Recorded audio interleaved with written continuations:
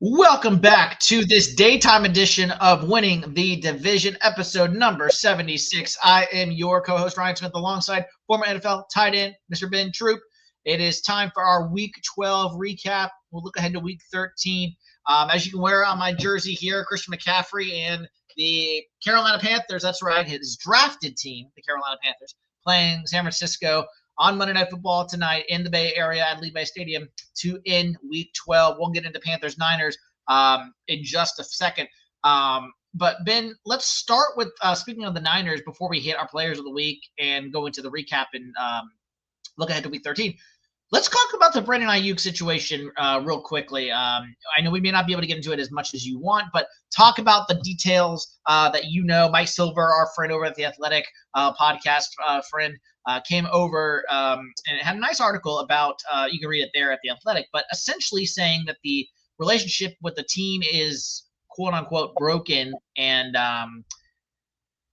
he's been injured coming off the ACL, obviously, so he hasn't played in the game this year as he recovers from the ACL. So what have you learned from this Brandon Ayuk situation and your takeaways? I've learned that they're going to void his 2026 guaranteed money. Now, I've never heard – I'm pretty sure these things have happened before. Let me say that. But I wasn't as in tune with the NFL as I am now as far as like players' transactions, players' contracts. The Brandon Ayuk situation started off real shaky. As you can recall, Smitty, they was kind of hesitant to give him new money because they say he might be a little bit hard to work with.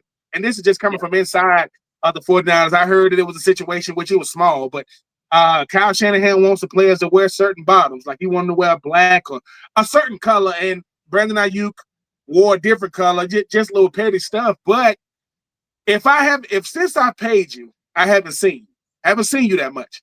Then you start adding the fact that they say that he's hard to communicate with. I don't know if he was. When you hear hard to communicate with, I hear two things. One, I don't know if he's communicating with them when he's not at the facility. Is he missing training sessions? I don't know. But to say that they said that can you salvage it?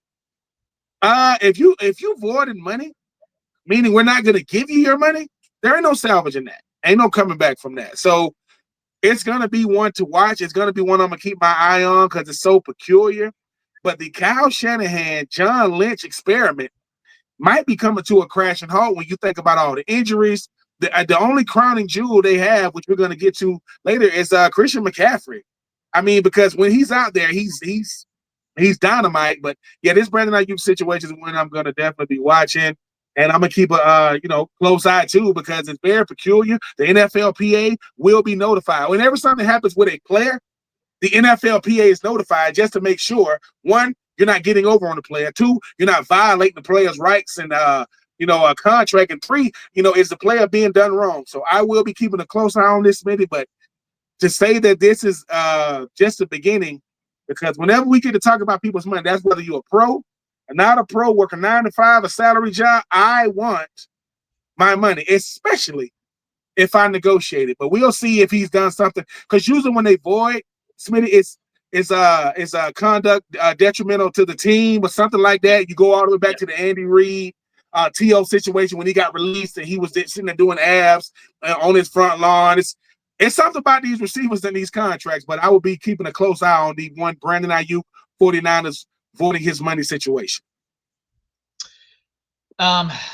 Before we go ahead and do our players of the week, let's talk really quickly about Panther 49ers preview for tonight's Monday Night Football matchup, since we are doing this during the day. Real quickly, we already had it inside the vault. You catch me and Ben previous episode there, on which we broke down a little bit about this matchup after the Atlanta game with Carolina last week, and then my episode with Matt Mayoko of NBC Sports Bay Area, also on wherever you can get your podcast. Catch it there, where you can see the breakdown, what we do with this matchup tonight for Carolina and San Francisco. But Ben, just very quickly, your one thing to watch in this game for you here in this Monday Night Football matchup. I mean, the obvious is, can y'all contain Christian McCaffrey? Because they're going to feature him. They're going to feature him. But this is what I'm going to be watching. Can Coach Canales match wits with Kyle Shanahan? Is he willing to be aggressive as he's shown in the past? Because Smitty, they're going to be good defenses. You got to attack them. Great defenses. You got to attack them. I think for Coach Canales, because the whole world will be watching. Hey man, because he's coming off a career game in Bryce Young, are you willing to say, Bryce, I kind of open up the playbook? Can we open up again? Because I know, because we know who you're rooting for, but sometimes it comes down to, are we willing to go blow for blow? I know the defense is going to have something to do with that, but I'm going to be willing to see if Coach Canales willing to keep, that governor off and let Bryce Young go out there and wing it, or does he tailor it back a little bit? Because Coach Canales ain't got nothing to do with Christian McCaffrey.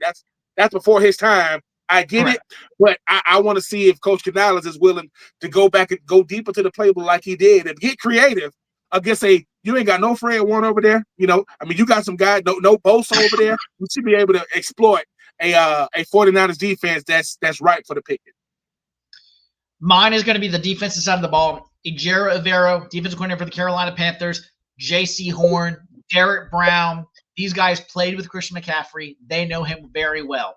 How can they match up in their one-on-one matchups against this San Francisco offense? So and affect Brock Purdy's timing, his rhythm, and so he can't get the ball to guys like Kittle, McCaffrey, etc. So yeah, should be a great game to watch on Monday Night Football. Shout out to former Panthers quarterback Jake Delhomme, who will be on the Manning Cast tonight as their fourth quarter guest. So to tune in to Monday Night Football tonight, Panthers 49ers. And hoping for a great game there. So let's now get into our players of the week and not players of the week as we do. I'll go ahead and start. Ben, how can you not be impressed with one Matthew Stafford, my player of the week? I'm running out of things to say at this point, if I'm being quite honest. He is playing some dang good football, Ben. You blink last night and it was 28-0 in that game, and we'll get there when we recap the game officially. But Stafford MVP campaign in full force. He first half was simply 19-23, 210 yards, 3 touchdowns, 4 scoring drives with 144.3 quarterback rating.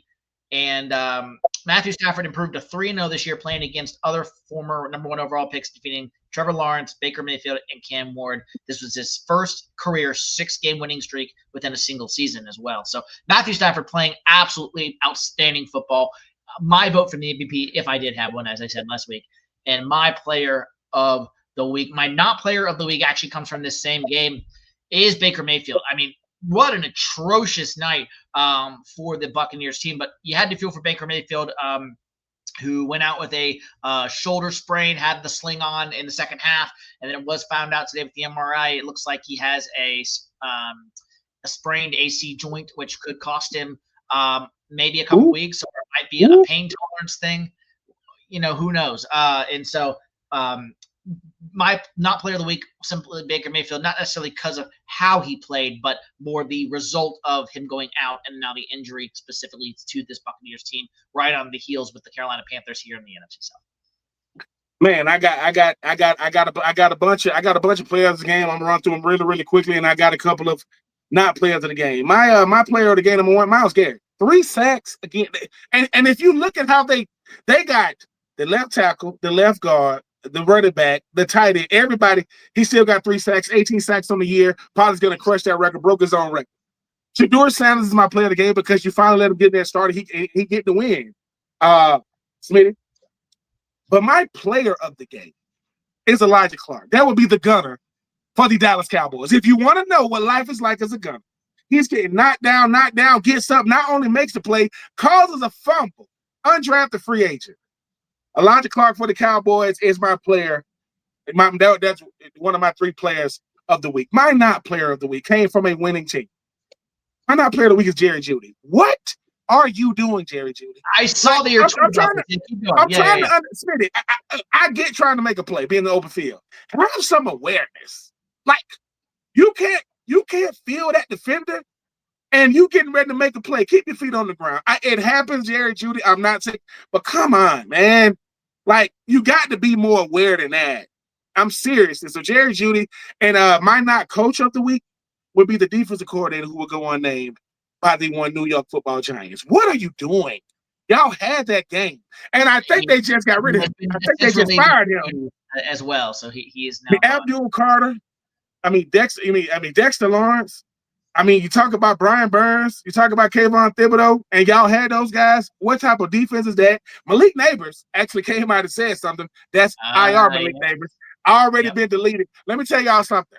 For those of you out there trying to delete stuff, by the time you push send, it has been retweeted a million, especially if you Malik Neighbors. But a former defensive coordinator, the G-Man, Jerry Jeudy, not players of the week, Shedeur Sanders, Myles Garrett, and they won. Elijah Clark, number 38, gunner for the winning Dallas Cowboys.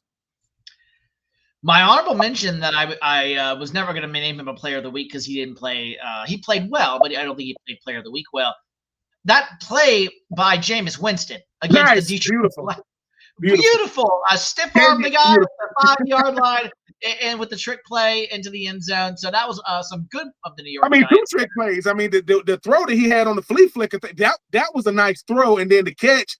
Jameis Winston, it's easy to root for as a player and a person when you see the type of teammate he is. Obviously, he played for the Giants. He's grown up a little bit since college as well. And had a little celebration on the sideline after the touchdown with Jackson Dart. So still trying to have fun out there. Let's get into it now. Recap for week 12 as we do each and every week. It was the Houston Texans downing the Buffalo Bills on Thursday Night Football 23-19. Houston 6-5 on the year, now over 500 after their horrible start. Bills go to 7-4 with this loss. Davis Mills continuing his winning ways in lieu of CJ Stroud out with concussion protocol. But it was Will Anderson Jr. tying Mario Williams' Texans record from 2007, 6 straight games with a sack, longest single streak of games with a sack. The only Texans player with a longer sack streak is 7 games with J.J. Watt. And Watt won Defensive Player of the Year in both of those years. All I'm gonna say about this game is this: the Buffalo Bills should be very, very, very, very, very, very nervous because you're talking about a team that James Cook still went off. I mean, but the thing about it is this: I keep saying this, right, and I'm gonna keep saying this, Smitty. Josh Allen doesn't have an in between. He's either really good or he's not. He'll start doing things. You're like, what type of throw is that? What type of decision is that? 2 guys is hunting Josh Allen. You mentioned one, Will Anderson and Danielle Hunter. They lived in that backfield. 8 sacks, I think, on the day. They terrorized Josh Allen. They terrorized him. And this is without, CJ Stroud. 3 games without CJ Stroud, 3-0. And this is a Texas team that's coming. I mean, I get the Colts lost on Sunday. Jacksonville won on Sunday. The Titans are the Titans. I mean, even though they played hard against, played well against Seahawks.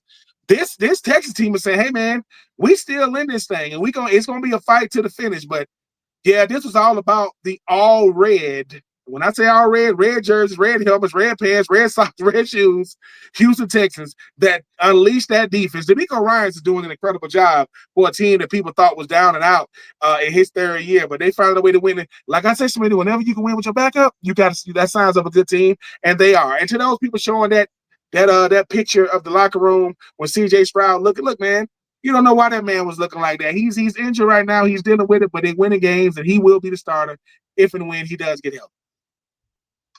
Let's go to Baltimore. The Baltimore Ravens, 23, New York Jets, 10. Ravens, 6-5 record now. Jets, as we know, down there at 2-9. But it was Derrick Henry, 12,294 career rushing yards, moving past Marcus Allen, Edgar and James, Marshall Faulk, into 12th on the all-time rushing list, joining LaDainian Tomlinson and Emmitt Smith as the only players with at least 30 career multi-rushing touchdown games. When people talk about who's been the best running back, in their generation, depending on how far back you want to go, I know everybody wants to talk about Frank Gore being 3rd all-time in rushing and Adrian Peterson and what he meant to the running back position. Derrick Henry is about as rock solid of a football player running back as you can see. I mean, had a 2,000-yard season, had a 1,900-yard season in 2024 that people just move past, but still find a way. 21 rushes, 64 yards, 2 touchdowns.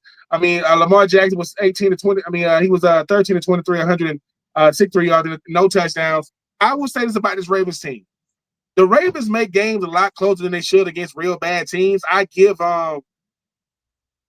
I give Tyrod Taylor a lot of credit. He's trying to do the most he can with a really, really bad team, really, really, bad offense, even though they got Brees Hall. Shout out to the Ravens. They said they coming. Pittsburgh, all right, they coming.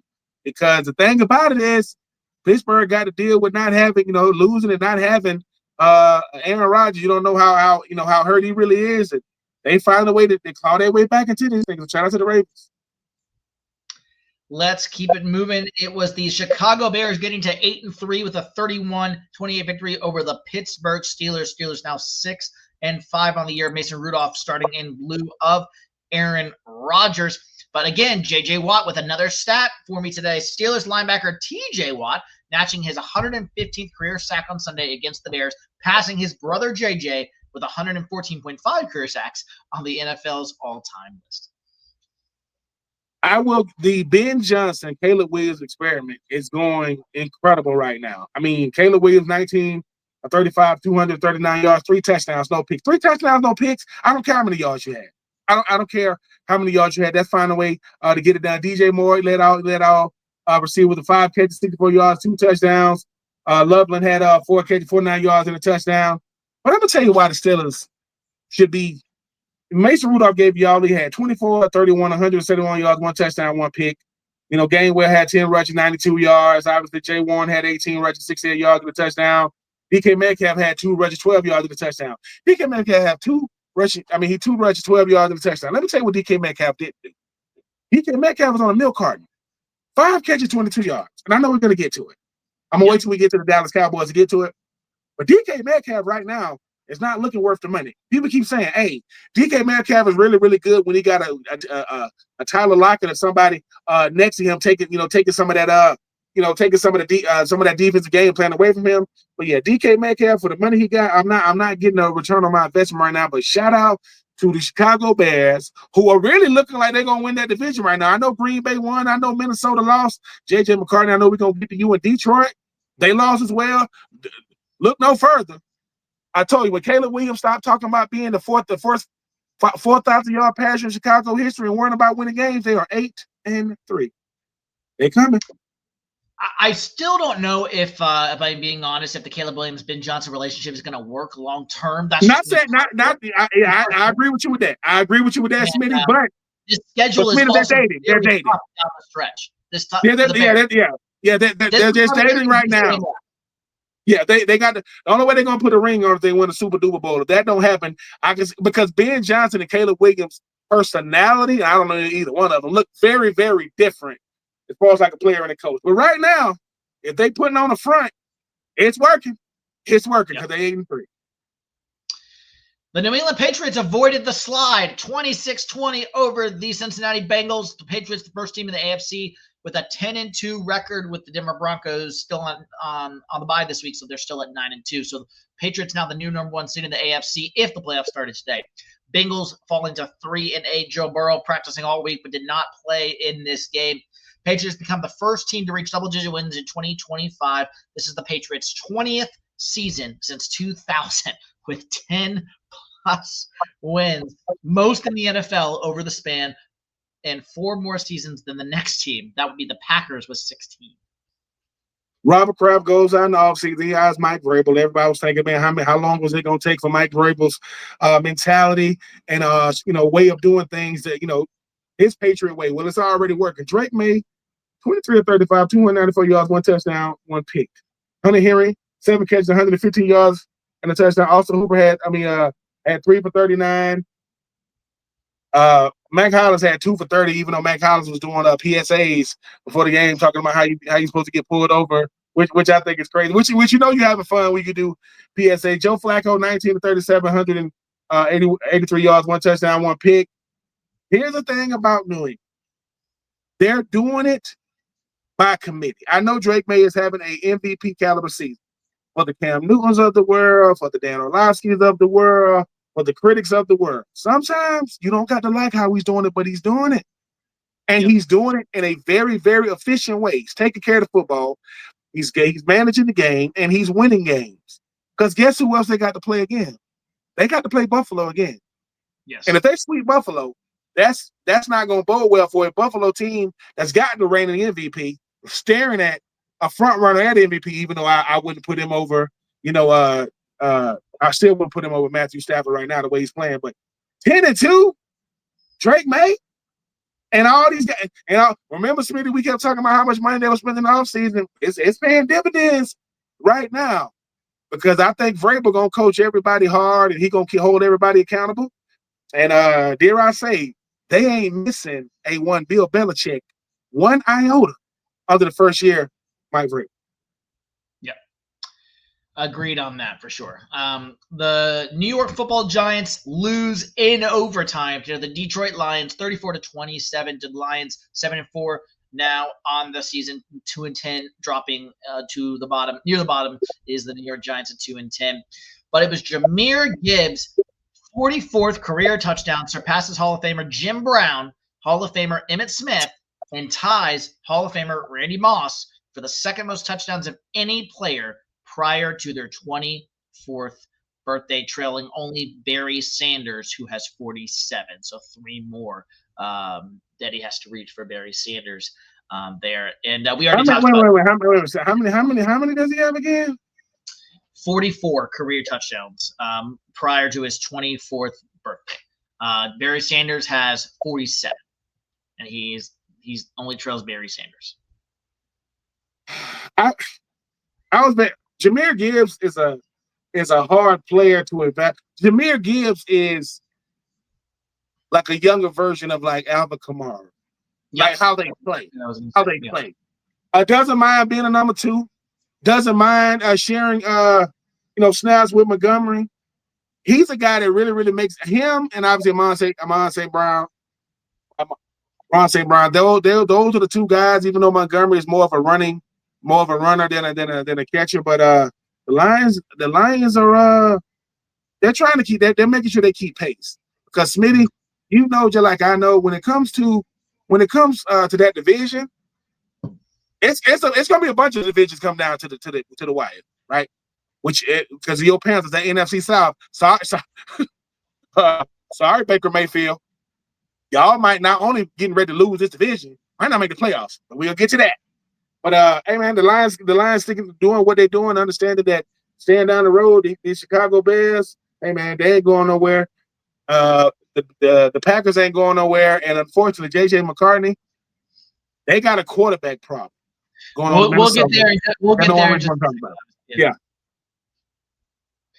Yeah, and obviously we talked about Jameis Winston earlier in our Players of the Week segment. Shout out to Jameis Winston. I mean, listen, Jameis is giving you all he got. Let's say this, Smitty.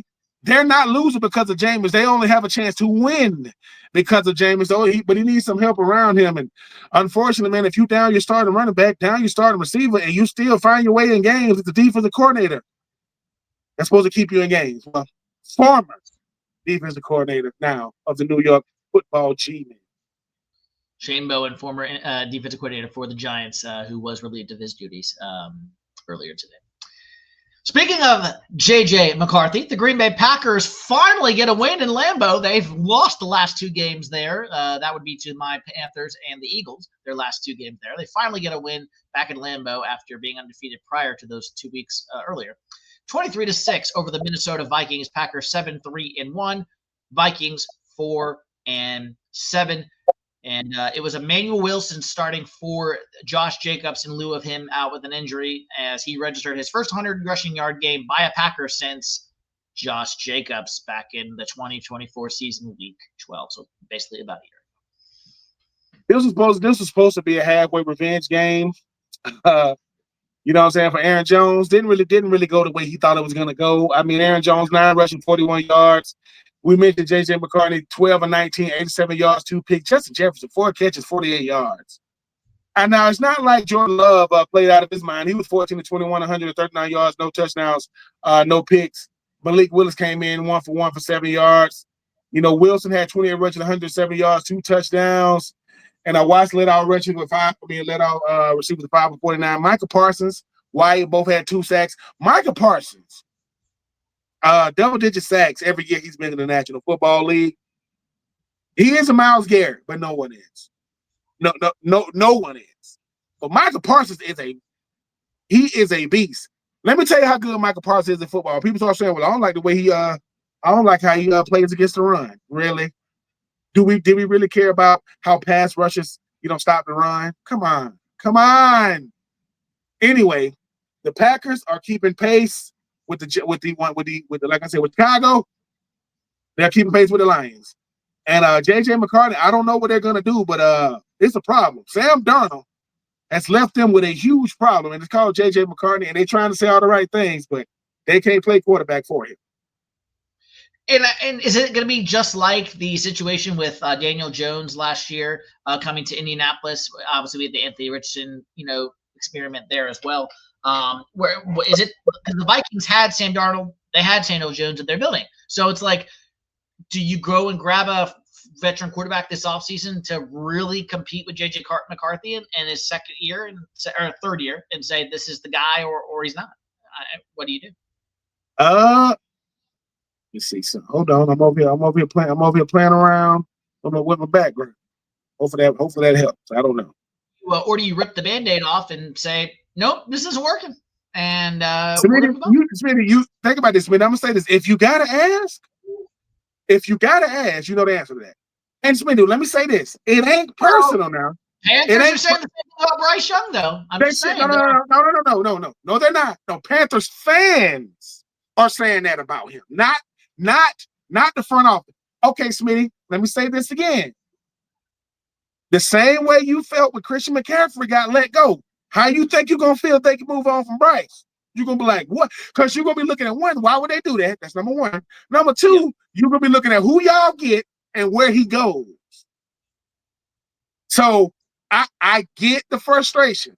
But JJ McCarthy and Bryce Young, they're not in the same stratosphere. Not to me. I'm just, and nothing against JJ, but Bryce Young has gone through the fire, man, and survived it. So yes. If once again, Smitty, you are wearing a Christian McCaffrey jersey, and he's on the other squad, that's how much he meant to you and the city and the organization. Bryce let me just say something because I know people are gonna look at this episode and go, is Bryce leaving? Bryce ain't going nowhere. We are not breaking no news over here. Bryce ain't going nowhere. Okay. And Bryce, his kicks gallow that he did, I'm gonna steal that, Bryce. That is brilliant. I don't know when I'm gonna do it, but I'm gonna have to do that like that. But Bryce ain't going nowhere. But JJ McCarthy, they have a problem. He has a problem. Yeah. I do think Dave Canales likes Bryce Young. Dan Morgan especially does. You can see it in his face every time he talks about him. But I think the benching last year was honestly the best thing to ever happen to him. And sometimes you guys need that. And Bryce needed that. And it helped him. But we'll see, obviously, how tonight goes and the rest of the year there for Bryce Young here in Carolina. Moving on. The Kansas City Chiefs, it took overtime, but they did it. 23-20 over the Indianapolis Colts. The Chiefs now 6-5 on the year. Colts falling to 8-3. This was the Chiefs' first one-score victory of the season. Ben, if you can believe it, they won 11 games last year in one-score games. They were 11-0 in one-score games last year.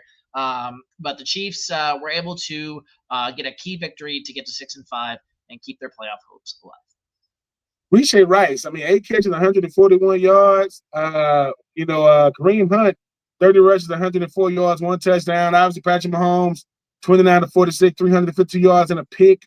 Daniel Jones, 19-31, 181 yards, 2 touchdowns. They neutralized Jonathan Taylor. I mean, 16 rushes, 58 yards, no touchdowns. Tyler Warren, had 5 for 45. This was a better game than people thought it would be based on what the Colts had done and what Kansas City hadn't done. But let me tell you what Kansas City keep reminding people. Remember when Kansas City played Detroit, what they did? They neutralized the run game. They shut down Amon St. Brown, and they beat them. Well, today they said, we got to shut down the run game. This is what they basically said, and I hope the league was watching. Daniel Jones can't beat you just throwing the football. Good teams saying, either good teams or former good teams, we're talking about Kansas City, we don't know how good they are yet. We have to wait till the rest of the season. They're saying when Daniel Jones has to sit back there in the pocket and just beat you, he can't beat you. We know what they got in Pittman. We know what they got in Downs. We know what they got in Warren. But if Jonathan Taylor ain't making that engine go, we can find a way to beat them. And they got it it's only their third loss of the year. But if you are Kansas City, they're looking up at a Denver Broncos team that is 9-2 that no one's talking about enough. when it comes to Denver. But congratulations to Kansas City keeping pace because, Smitty, every time Kansas City loses, people say, is the dynasty over? I think the dynasty is over. I don't think Kansas City is over, but the dynasty is over when they got shut down by the Eagles. That's over with. Now, can they go on another run? Maybe. But everybody's getting older. Some people getting ready to get married, planning weddings. You know what I'm saying? But shout out to the Chiefs got the better of the Colts, and the Colts get to go back to the drawing board and say to themselves one thing. Who are we when they take Jonathan Taylor away? Because if you can't figure that out, the Colts ain't going to go that far in the playoffs because what a good team going to say, we're going to sell out for the run, put a slot corner / cover and safety on top of Tyler Warren, and we're going to force Daniel Jones to beat us. And so far, that hasn't been a recipe of winning thus far this season. 3 pieces of news really quick as these are kind of coming in as we're doing this episode. And we've already talked about these teams, so I just wanted to say that really quick since these teams we already did their recap. JJ McCarthy in concussion protocol. His week 13 status is uncertain. Joe Burrow officially will be coming back against the Baltimore Ravens on Thanksgiving Day. He will be starting. And also, Shedeur Sanders will make his second start for the Browns, even though Dylan Gabriel has been cleared of concussion protocol. I know we haven't got to the Browns Raiders yet, so we'll save that one. But so we'll get there in just a few minutes on that one. But your thoughts on the other two, Burrow and so Joe Burrow is coming back the same week. Yes. That Jamar Chase coming back. That's correct. Right? And you said Shedeur, and what's the first one you said? Concussion protocol for JJ McCarthy. Oh yeah. JJ, well, the likelihood of him playing this week, Smitty, is very, very low. So whoever the backup is, they're gonna be in there. If you are Justin Jefferson, undrafted free agent from Minnesota. That's not. Let me say this: everybody goes from a no name to a big name. Let me just start by saying that. That's what Carson Wentz happened. But if you are the Vikings front office, you have done yourself a disservice. Though that's not. Nothing against the young man, but come on, Smitty. Now, Smitty, I know Smitty is saying, well, they can have our backup in Carolina. I know that's probably what Smitty's saying. They want Andy Dalton because we don't really want him. We don't really want him. Yeah, well, they had Carson Wentz as their backup, and now he's injured. Now, Carson Wentz is out. That's who would have started in this game next week. Yeah, but obviously that's not going to happen. Okay, anyway, so getting those news out of the way. The Seattle Seahawks get to 8-3 with a 30-24 victory over the Tennessee Titans. Titans now 1-10, firmly in pace for the number 1 overall draft pick. Jackson Smith-Njigba, third player in NFL history with 75-plus receiving yards and at least 11 consecutive games within a season in NFL history, joining Cooper Kupp and Marvin Harrison Sr. And your boy DK on the Titans, Jameer DK, University of Florida, 20 miles per hour on the 90-yard punt return for a touchdown yesterday. I'm going to say this about Jameer DK, starting off. I think he's going to be a Pro Bowler, and I think he's going to be a first-team All-Pro. Definitely going to make rookie first team. And he has been a bright spot for the Titans, who played extremely hard. Cam Ward, 28-42, 250 yards and a touchdown. Cam Ward also had 6 rushes, 37 yards for a touchdown. I mean, they did it by committee. Ham had 6 for 51. Xavier Restrepo, he made his NFL debut on Sunday, 2 catches, 20 yards. Happy for that young man coming in as a free agent. Sam Darnold, as you mentioned, 16-26, 244 yards, 2 touchdowns. Kenneth Walker had 11 rushes, 71 yards. But it's all about Jackson Smith and Nick. But not only did he have 8 catches, 167 yards, 2 touchdowns, he's on pace to break Calvin Johnson's single season receiving record. He's on pace to do it. He's on pace to smash it. He's on pace to be the first receiver to go over 2,000 yards receiving in a season, and he's making it look easy. Did the Seattle Seahawks, did the Titans make it a game yesterday? Yeah, but they came out and losing in. And that just comes back to good teams find a way to finish, bad teams find a way to lose. The Titans found a way to lose. But shout out to DK. My Florida Gators haven't given me a lot of bright spots this season, but I'm always going to rock with them. And I'm happy with that young man to make a name for himself, because there was a one receiver that turned out to be really, really good for a Carolina Panthers team. I think he started out as a punt returner, kick returner by the name of Steve Smith Sr. Turned out to be a great receiver. Yep. But that's how he made his name in the league before one Musa Muhammad showed him how much starting receivers checks looked. And then the rest is his. But shout out to DK, the bright spot of the Titans, who, I mean, I wouldn't say the Titans are the worst team in the league, but I've seen the Raiders. And my God. Chip Kelly also let go as well. We'll Yeah. get to the Raiders later. Highest paid offensive coordinator in the league, by the way. Yeah, you're not kidding. You're not kidding. The Jacksonville Jaguars get an overtime victory over the Arizona Cardinals, 27-24. The Jaguars 7-4 on the year. Cardinals falling to 3-8.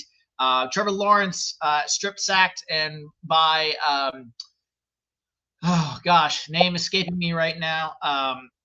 The rookie from Ole Miss. His name is escaping me right now. I cannot remember why. Why? Yeah, strip sack. Yes. What number is it? What number is it? 0. He is Walter Nolan. There we go. Walter Nolan strip sacked 4 touchdown. Trevor Lawrence. His first career win though been in a game with 3 or more giveaways. Yes, the Jags got the win, and yes, they made it eventful. Trevor Lawrence, listen, 18 of 30, 256 yards, 3 touchdowns, 3 picks. Etienne had 15 rushes, 86 yards. You talk about Strange had 5 for 93. Parker Washington had 5 for 71 and a touchdown. Jacoby Myers had 4 for 50 and a touchdown. Etienne also had 3 catches, 30 yards and a touchdown. And Jacoby Brissett is giving you all he got, 33 or 49. 33 or 49 means you have no run game. I'm throwing the ball 49 times for 317 yards, 1 touchdown. Michael Carter had 5 for 28. Trey McBride still getting it done, 9 for 79. I think the thing about this Cardinals team, they gave it a good go, but I think the Jaguars team is saying, look, we know what we have to do to keep pace in the AFC South. 1 game behind this Colts team with a surging Houston Texas team.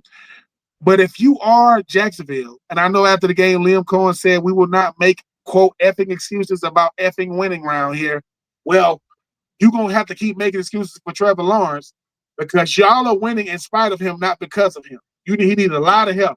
And Parker Washington, real similar to DK, he's a punt returner, kick returner specialist as well. That young man will take it to the crib on you. But a win is a win, as ugly as it was, as long as it was, against a team in Arizona that's probably seen the last of Kyler Murray. But they did get the win, so they move on, and they keep pace with them Colts. Yeah. Let's get to Shedeur Sanders. It was the Cleveland Browns over the Las Vegas Raiders, and most people's toilet bowl of the game, unless you really cared about Shedeur Sanders or any of these two teams. 24-10, 3-8 Browns, 2-9 Raiders. Both their teams not making the playoffs. With 3 sacks Sunday, Myles Garrett, the 3rd player since 1982 with at least 17 sacks in their first 11 games of a season.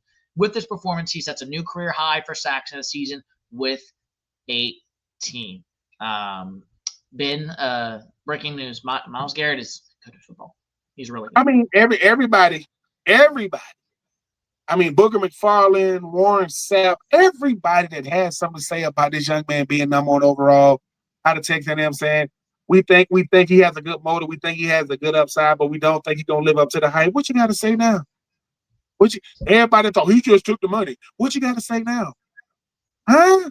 He did still take the money, but yes. He did, which we all would. The only place I want to get a discount is when I'm trying to buy something. I'm not taking a team discount when I have a wife and children and future grandchildren and all that, like whatever.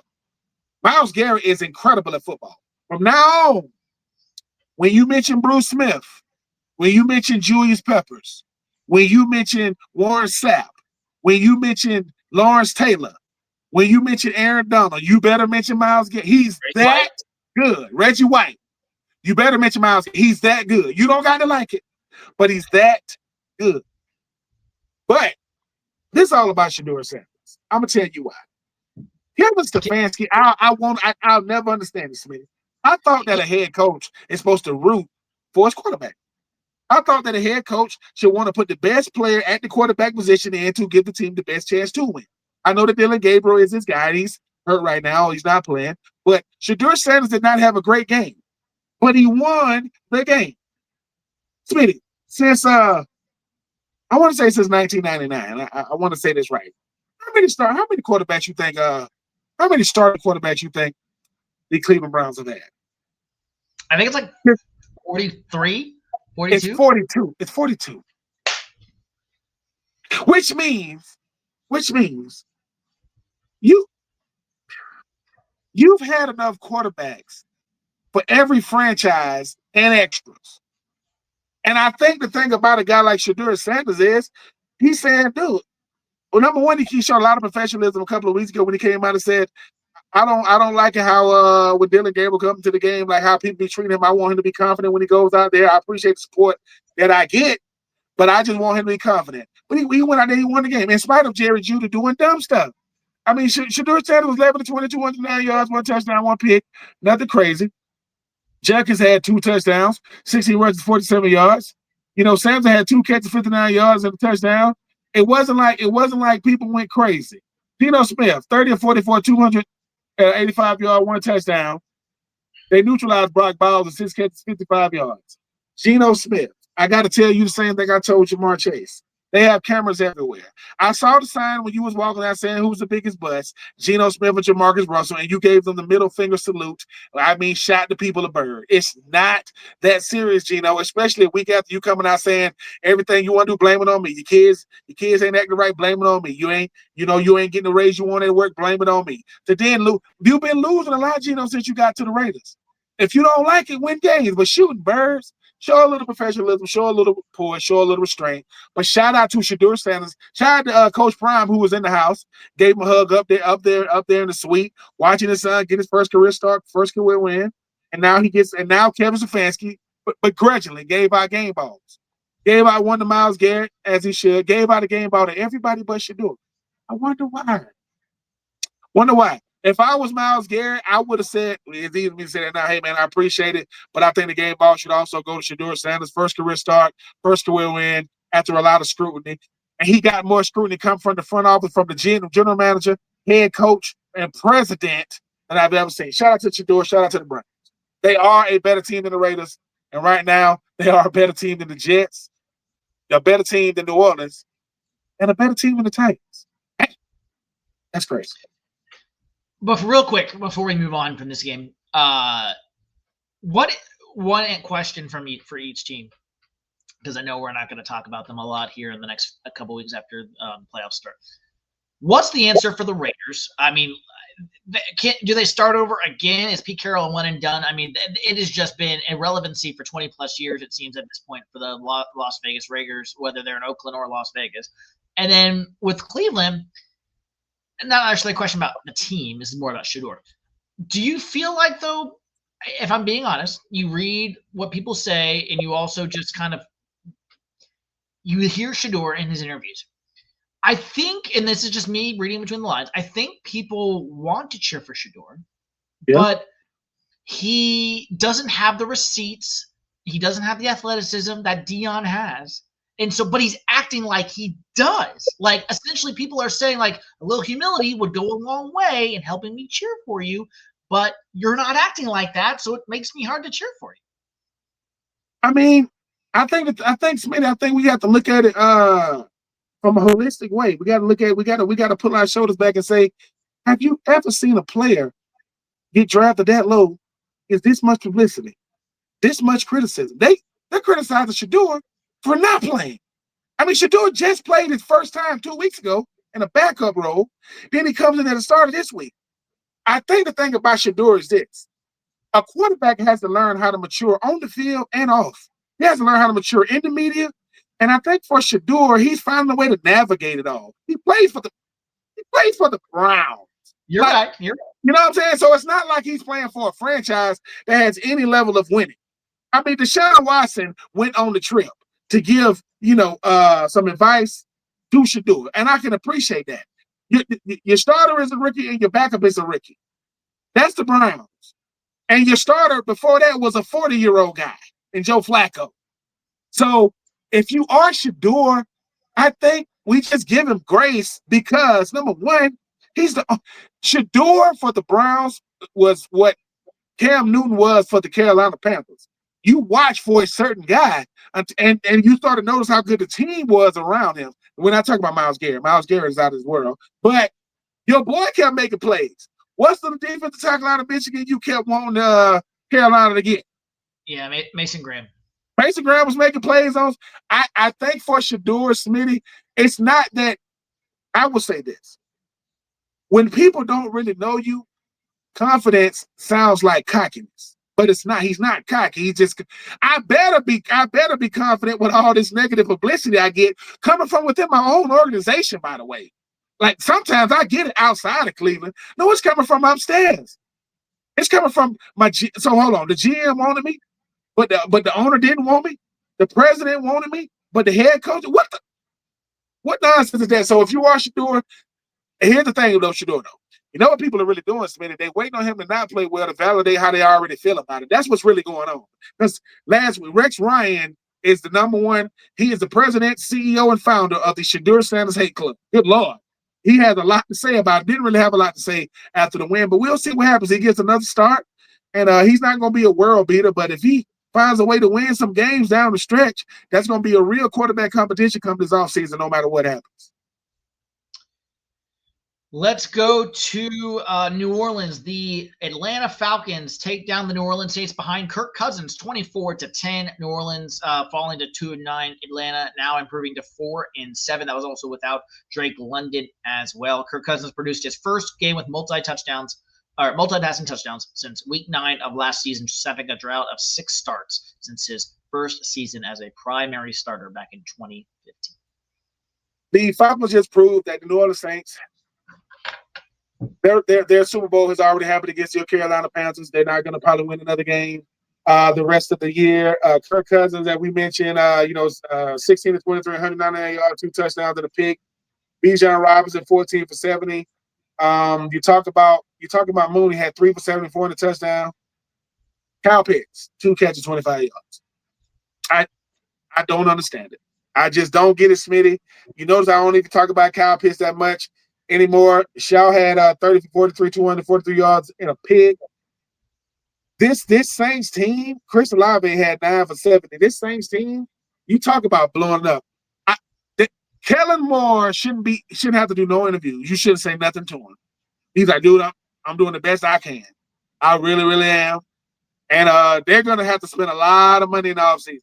They're going to have to convince a lot of free agents to come. They're going to have to do an overhaul real similar to what New England did. Not saying they're going to have the same success as New England's having this year, next year, but they're going. You're talking about an overhaul, Smitty. It's going to be an overhaul. I mean, you be forgetting that the New Orleans Saints are in the league. It is that hard to watch them, but they are still better than the Raiders.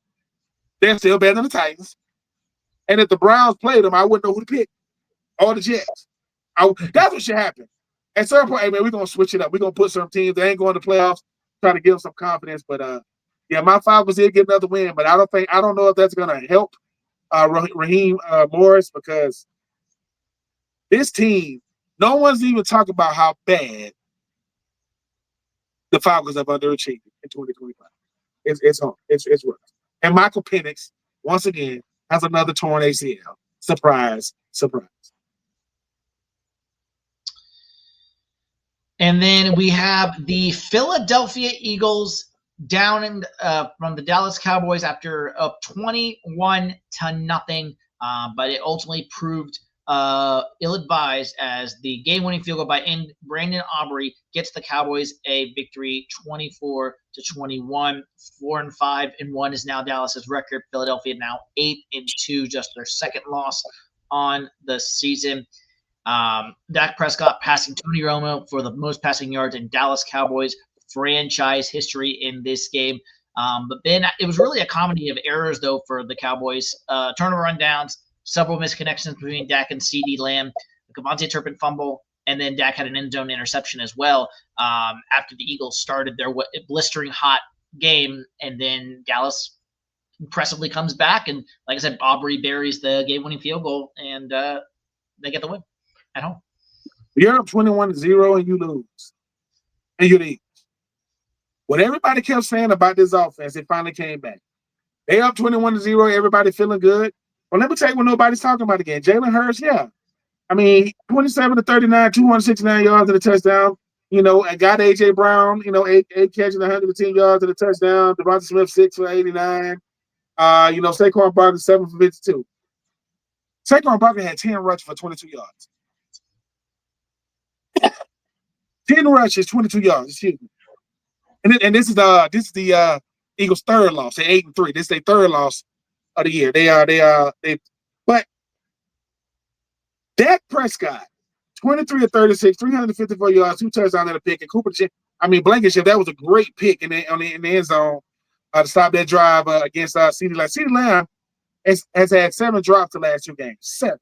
He had 4 for 75. George Pickens was 9 catches, 146 yards and a touchdown. George Pickens is a problem. I'm going to keep saying this.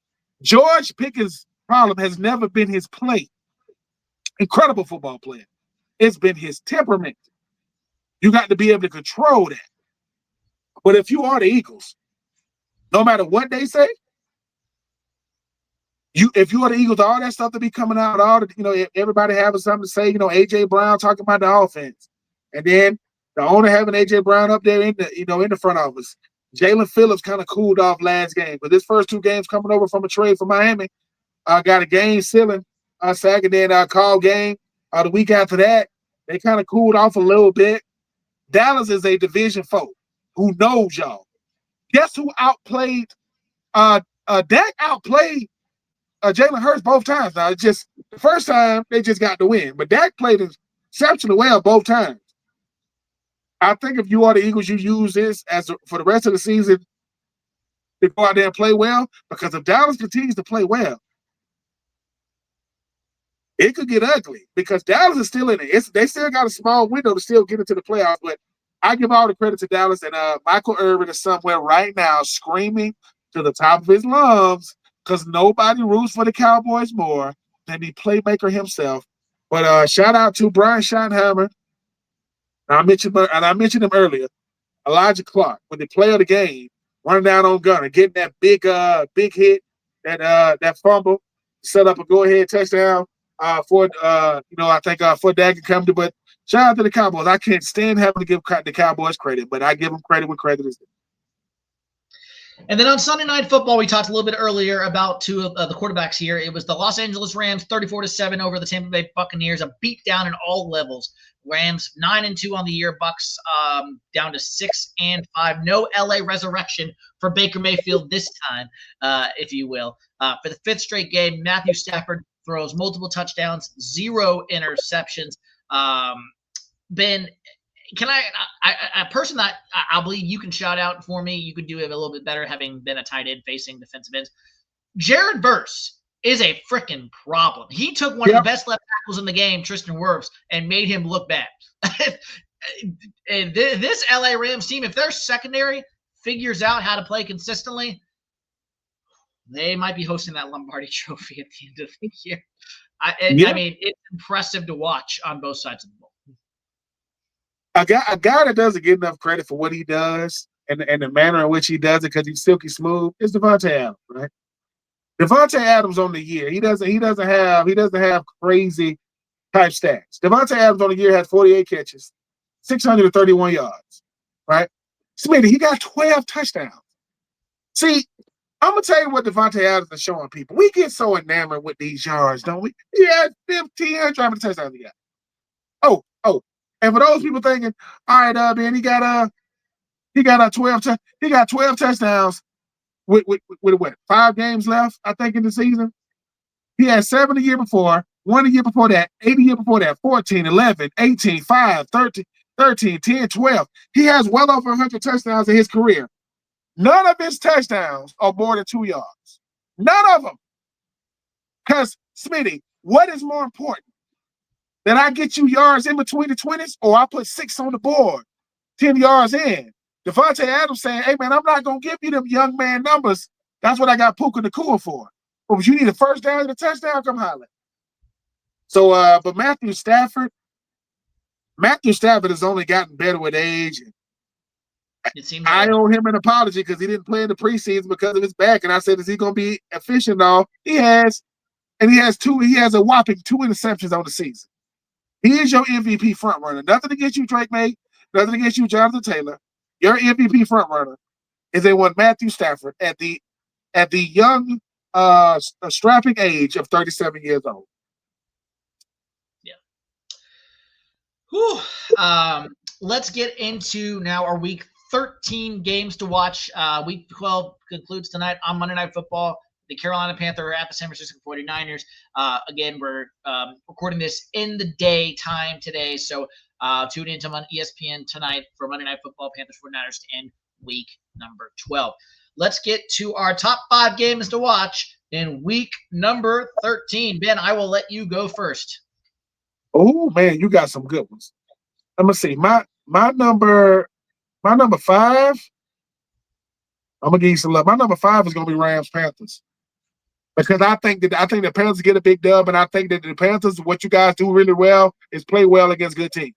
So my number 5 game to watch is going to be Rams Panthers because the same thing is true. What they say about East Coast teams when they go west, they don't do well. Well, what happened when West Coast teams come east? They don't do well either, and they got to come to the crib. Give me Rams Panthers number 5. My number 4, Texans Colts. The division's up for grabs now. The coast.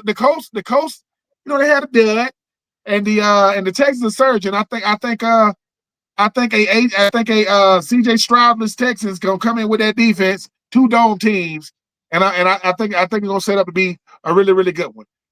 My number 3, Bears Eagles. Oh, Caleb Williams. Let's go over to the Eagles and let's see if you can keep with your winning ways. Can the Eagles get back to their winning ways? Ben Johnson versus that defense. I'm looking forward to seeing that. My number 2, Packers, Lions. Ooh, if you are the Lions, you got to have this one because the Packers are a team that's saying, "Hey, man, we think our quarterback is better than Jared Goff," even though I don't know how. And then once again, you taking a cold weather team, they get to go in the dome, baby. They get to go on that track in the dome, good weather conditions because it's going to be. So they're going to Ford Field. And my number 1, Chiefs Cowboys. Let me tell you something. Chiefs coming to they either finna take the air out of the Cowboys sail, or if the Cowboys beat the Chiefs, if you are the Eagles that come to like, dude, I think that this Cowboys team's got something because I don't know if McDuffie and company is ready to deal with CeeDee Lamb and Pickens. But an honorable mention, I'm not gonna call it a toilet, but my honorable mention is gonna be Bengals Ravens. I want to see if Joe Burrow or Jamar Chase can go out there and get that out. They ain't got nothing to lose. They have nothing to lose and everything in the game. Give me Joe Burrow. Hey, Kevin, I know you saying, well, you got to have a garbage game. Falcons play the Jets.